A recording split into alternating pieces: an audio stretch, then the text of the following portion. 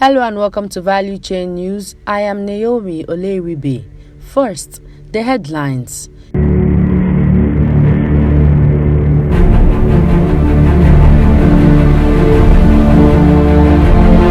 EU's labeling of gas as green energy rekindles Nigeria's hope. Silver. Total Energies explains its divestment process from Nigeria. Artisanal refinery explosion. Group calls for assistance from Governor Wike. And now, the news in detail.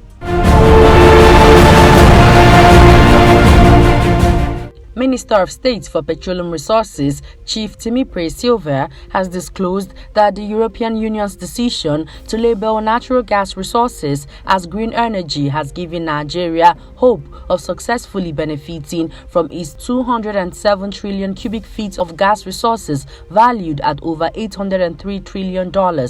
Silva disclosed this at the 2022 annual public lecture of the Nigerian Society of Engineers, NSE Buhari branch, Abuja, yesterday. He said, Nigeria is one of the world's last energy frontiers, a nation brimming with enormous opportunities. As a nation, we are following a transition pathway that combines technology, investments, business strategies, and government policy that will enable Nigeria to transition from its current energy system to a low-carbon energy system, with natural gas playing a pivotal role over the next generation, roughly between now and 2060. Silva said the federal government's declaration of the decade of gas policy last year was aimed at using its abundant gas resources to boost economic growth and create jobs in the country.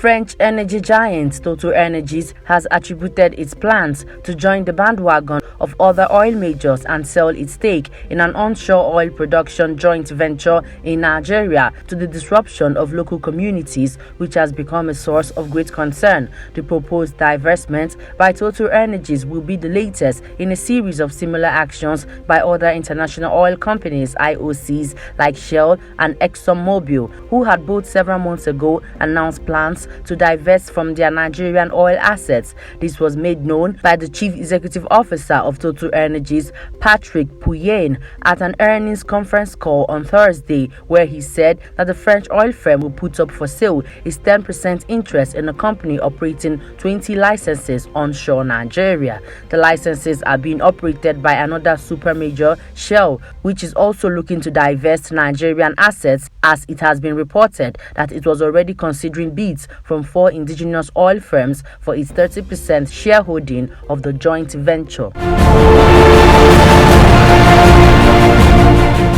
The Egbema Voice of Freedom has charged the Rivers State Governor Nyesom Wike to replicate his magnanimity of 200 million naira cash donation made to families of Kaduna train attack victims to families affected by the Abezi Abacheke illegal refinery fire explosion. Recall that over 100 persons, including children, reportedly lost their lives last weekend at an artisanal refining site in Abezi Abacheke community in Egbema, a boundary town between Rivers and Imo State. Among those who died in the tragedy were the illegal bunkering and refining operators, buyers of their products, transporters, and villagers who mill around to provide catering services. Speaking, the coordinator of Egbema Voice of Freedom, Pastor Evaricius Nicholas, expressed displeasure over the failure of the Rivers State government to commiserate with Rivers communities and indigents affected by the explosion in Egbema. We heard on the news yesterday that the governor donated 200 million naira to Kaduna State. Let him also extend that magnanimity to families of victims affected by the fire that are from River State. If the government had created jobs, I do not see why people will come into this thick forest to indulge in this type of business. We are saying that time has come for the federal government to make laws that will force the international oil companies to do the right thing, he said.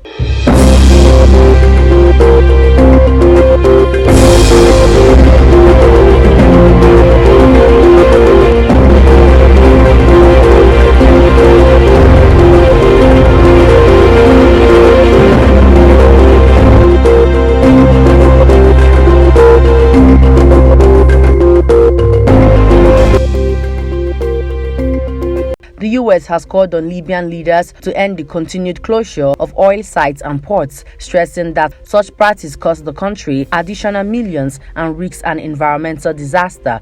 In an unusual tone, the US Embassy in Tripoli issued a statement expressing Washington's deep concern over the continued oil shutdown, which is depriving Libyans of substantial revenue. It said this situation contributes to increase in prices and could lead to electricity blackouts, water supply problems, and fuel shortages. Libyan oil output has been subjected to repeated closures due to political disputes, security threats, and workers' protests, depriving the Libyans from oil, which constitutes 98% of the country's exports and fiscal revenues.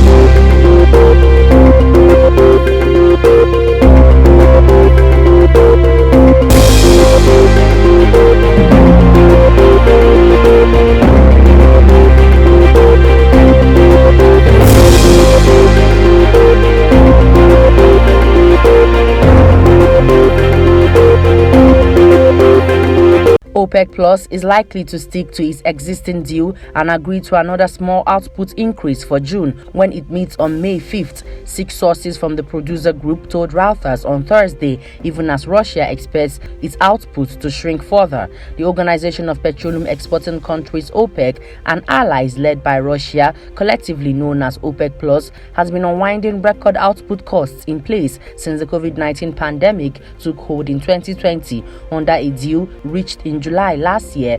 The group is set to increase output targets by 432,000 barrels per day every month until the end of September to unwind its remaining production cuts. Last month, it agreed to go ahead with the planned output increase for May. Major consumers, led by the United States, have been pressing the group to boost output at a faster pace, especially as Western sanctions hit Russian output.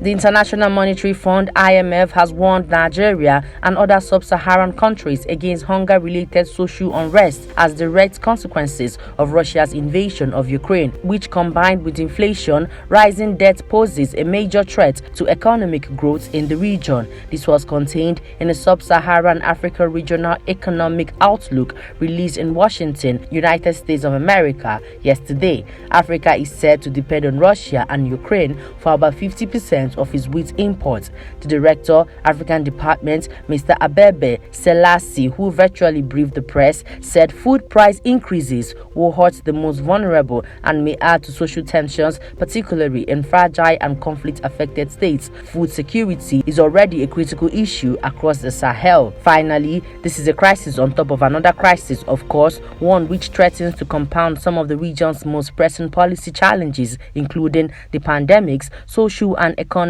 legacy, heightened security risks, particularly in the Sahel countries, and tightening monetary policy conditions in advanced economies in response to the rising global inflation, he added. Before we end the news, here's a recap of our headlines. EU's labeling of gas as green energy rekindles Nigeria's hope. Silver. Total Energies explains its divestment process from Nigeria.